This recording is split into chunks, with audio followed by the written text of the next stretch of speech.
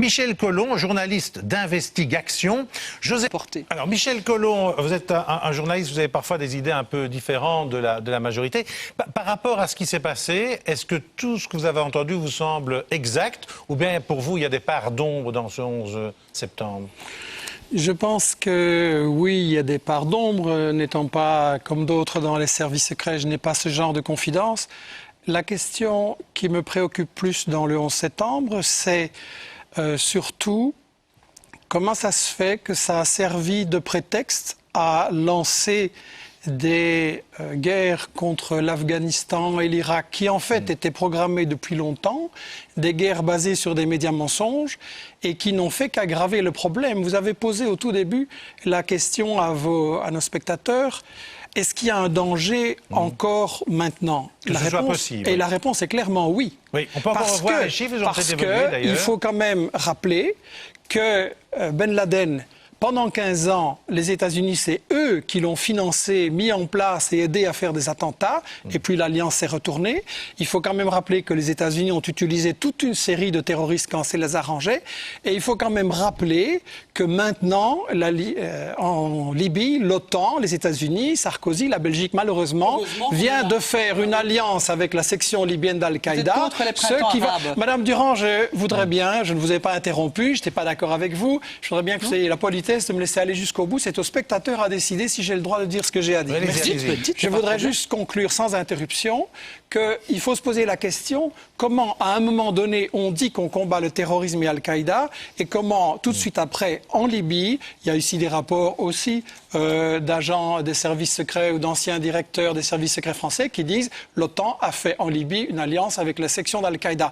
Est-ce que ça n'est pas en train de préparer, hélas, de gros problèmes demain ? Réponse là-dessus, et puis on va parler du fameux complot par rapport au 11 septembre. Une réponse c'est vrai que vous faites alliance avec Al-Qaïda ? Est-ce qu'on parle de l'Afghanistan ou de la Libye ? Je vois que l'opération qu'on mène aujourd'hui au Libye a eu le soutien du Parlement tout entier, du gouvernement. Oui, mais il dit que c'est avec Al-Qaïda, c'est vrai ça ? Mais non, en fait, nous, les Belges sont là avec maintenant 7 autres pays, donc vraiment donner suite à la résolution des Nations Unies, c'est-à-dire protéger la population civile libyenne contre les actes d'agression d'un régime que tout le monde considère comme vraiment étant horrible.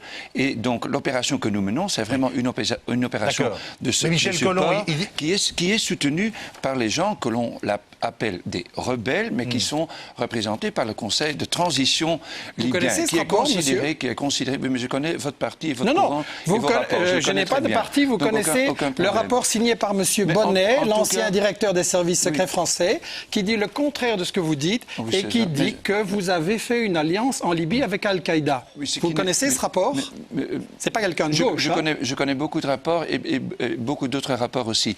Certainement, Al-Qaïda, dans le Maghreb, est un grand problème. Il se retrouve dans l'AQMI. Nous luttons avec la communauté internationale contre le terrorisme fondamentaliste islamique, comme nous le faisons aussi en Afghanistan. L'opération au Liban est une opération pour laquelle on a fait appel par le biais des Nations Unies à la participation belge et avec résultat. Est-ce que oui ou non, c'est les États-Unis qui ont installé Ben Laden, s'il vous plaît ? Oui. Non. Mais non. Ah bon ? Mais et M. Brzezinski, vous lui faites pas confiance ? Alors, il a été dit dans le Nouvel Observateur en 98, M. Brzezinski, pour rappel, était le conseiller du président Carter. Le Nouvel Observateur, l'interview est dit, l'ancien directeur de la CIA, Robert Gates, affirme dans ses mémoires, les services secrets américains ont aidé les Moudjahidines afghans 6 mois avant l'intervention soviétique. On lui demande, vous ne regrettez pas d'avoir favorisé l'intégrisme islamiste, d'avoir donné des armes, des conseils à de futurs terroristes ? Et Brzezinski répond, regrettez quoi ? Cette opération secrète était une excellente idée. Vous étiez au courant. Monsieur Henrotin, réponse. Et puis on parle du complot. D'abord, encore une fois, il ne faut jamais oublier, c'est une règle de base en sciences politiques, le contexte historique dans lequel on agit. 1, c'était la guerre froide. 2, et c'est là le plus important, en 79, quand on commence à aider toute une série de partis, et d'ailleurs on les aidera surtout un peu plus après, excusez-moi l'expression, mais Ben Laden, c'est une omelette stratégique, c'est peanuts. Les vrais de vrais, ceux qu'on aide, sont retrouvés dans notre camp après le 11 septembre. Mais la question, c'est est-ce qu'il y a des bons et des mauvais terroristes ? Peanuts ou pas, ça c'est votre Non, qualificatif. attendez, Est-ce déjà, qu'il y à a des bons et l'époque, des les mauvais mecs, ils ne terroristes? faisaient pas du terrorisme. À l'époque, ces types-là, ils faisaient de la contre-guérilla. Ils faisaient de la guérilla contre les soviétiques, dans la façon dont ils s'organisaient et ainsi de suite. Ils ont fait Ensuite, un il y avait pas- attentat à Kaboul pour renverser un gouvernement qui avait émancipé les femmes, les paysans et qui voulait Non, une mais politique attendez, indépendante. le gouvernement de l'époque, vous savez comment ça se passait aussi, hein, on n'était pas d'accord, hop, 2 balles dans la nuque et enterré vite fait, bien fait. Non mais il faut arrêter de rigoler. Le communisme en Afghanistan, le marxisme en Afghanistan, déjà ils passaient leur temps à se tirer dessus.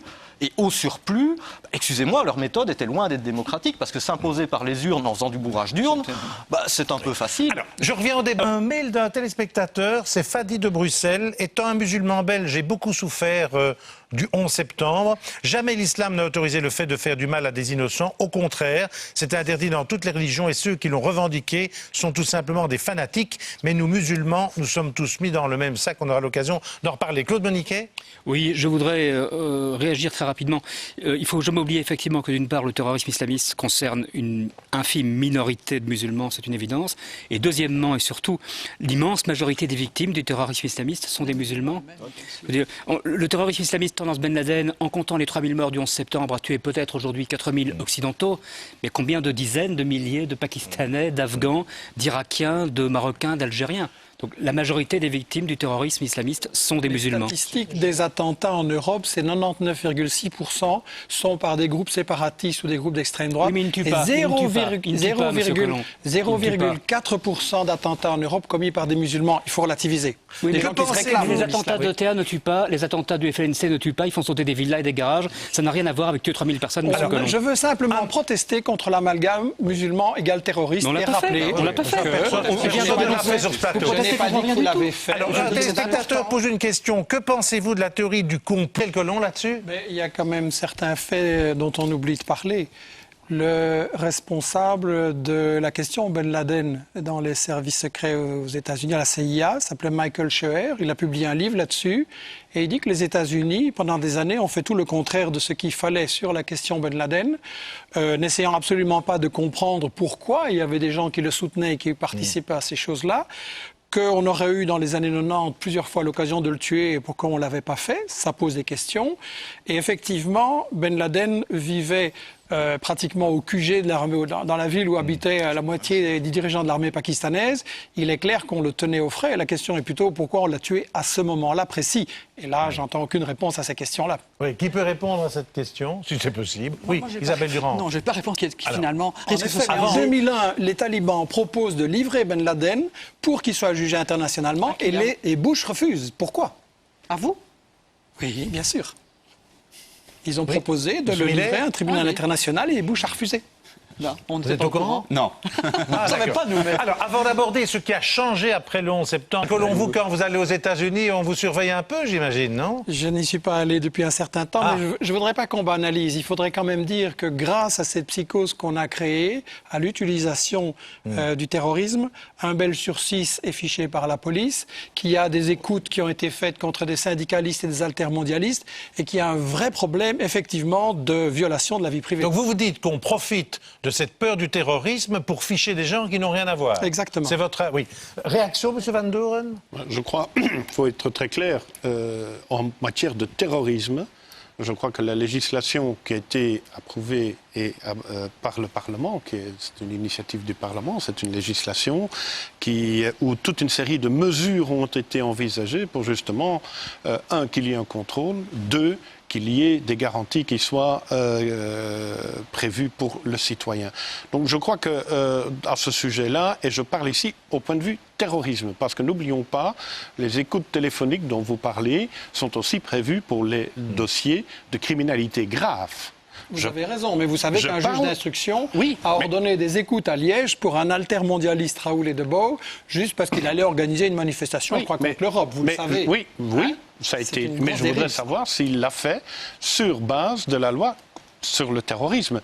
Là, à ce moment-là, je crois que nous n'avions même pas encore de loi sur le terrorisme. L'Union Michel européenne Colomb, a soutenu très cette brièvement, Écoutez, la situation de la Belgique pour vous, brièvement? Mais je pense qu'il faut aller plus profondément que est-ce que la Belgique est protégée? Est-ce qu'on peut vivre en Belgique en sécurité quand les États-Unis et leurs alliés portent l'insécurité partout dans le monde, font des guerres qui ont détruit l'Irak, qui plongent l'Afghanistan en enfer, le trafic de drogue a explosé.